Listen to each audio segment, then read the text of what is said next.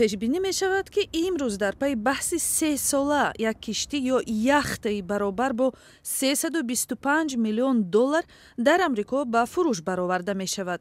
ин киштӣ соли 2022 бо амри Вазорати Адлияи Иёлоти Муттаҳидаи Амрико ҳабс шуда буд. тахмин меравад, ки соҳиби он сармоядори рус Сулаймон Каримов аст, ки мавриди таҳрим қарор гирифтааст.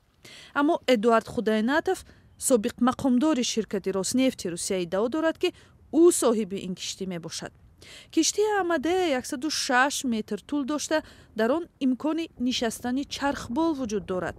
дар соли 2022 Вазорати Адлияи Иёлоти Муттаҳидаи Амрико таъкид намуд, ки Амадея моли Сулаймон Каримов мебошад, ки барои ба истилоҳ дасисаҳои миқёси ҷаҳонӣ мавриди таҳрим қарор гирифтааст.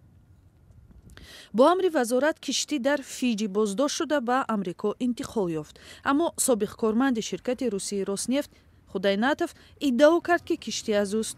додгоҳи 3 сола моҳи марти соли равон аз Вазорати Адлияи Амрико пуштибонӣ намуда дастур дод, ки Амадея дар музояда ба фурӯш гузошта шавад.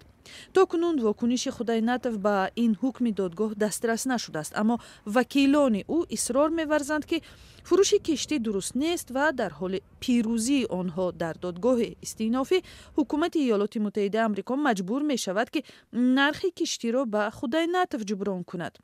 онҳо бовар надоранд, ки касе ба ин киштӣ таваҷҷӯҳ нишон хоҳад дод.